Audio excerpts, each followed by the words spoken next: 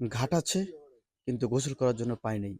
প্রিয় দর্শক, এই মুহূর্তে আমি অবস্থান করছি মাদারীপুর পাঁচখোলা ইউনিয়ন জাফরাবাদ ৪ নং ওয়ার্ড গ্রামে, যেখানে যে একটা সরকারি ঘাট রয়েছে গোসল করার জন্য।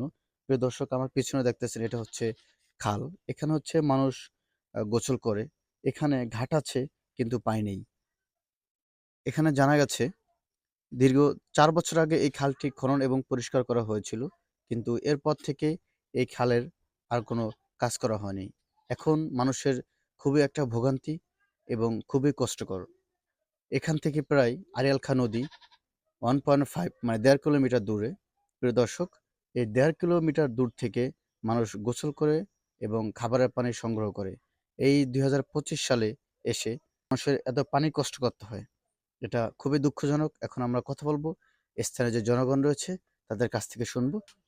আমরা দেখতেছি আপনাদের এখানে গোসল করার জন্য ঘাট আছে কিন্তু ঘাটে পানি নেই, এবং কি পরিমাণ কষ্ট করেন এই ঘাটের জন্য, পানির জন্য।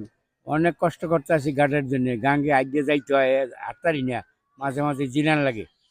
এত কষ্ট করিয়া গাঙ্গে আইডে দিই, পানি নেই, আমাকে খালের দরকার। যে এখন যদি এই খালটা খনন এবং পরিষ্কার করা হয় তাহলে আপনারা এখানে গোসল করতে পারবেন। এখানে গোসল করতে আমরা পারি খাল পরিষ্কার করলে, আর নইলে আমাকে গাঙ্গে খুব কষ্ট আইডে যাইতে। জি, ঠিক আছে। খালটা খুব আপনার সুন্দর খাল মতামত দেওয়ার জন্য বলেন। খালটা খুব নরমা হয়ে রয়েছে, কচেরি মচেরিতে বুঝতে রয়েছে আর কি, পানি নেই, শুকনা। ঠিক আছে।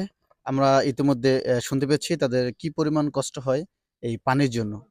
খাল খাল পরিষ্কার করে চাই আমরা আমরা বুড়া মানুষ, আমরা এখন মরিয়া যাবো, আমরা এত দূর যাইতে না, আদা মাই লইছে গাং, হেয়া গাঙে নাইছে যাইতেছি, আসমাস খারাপই, আর যাইতে পারবো না। যে আমরা দেখতেছি যে এখানে দুজন মুরব্বী আছে, তারা প্রায় ১.৫ কিলোমিটার দূরে আড়িয়াল খাঁ নদী, সেখানে হচ্ছে এই বৃদ্ধ বয়সে তারা পানির অভাবে আড়িয়াল খাঁ নদীতে গোসল করার জন্য গিয়েছে। দেখেন এই যে তাদের সাথে হচ্ছে যেখানে যাওয়ার জন্য কোনো রাস্তাঘাটও নেই, সেখানে তাদের সাথে দেখা হয়েছে।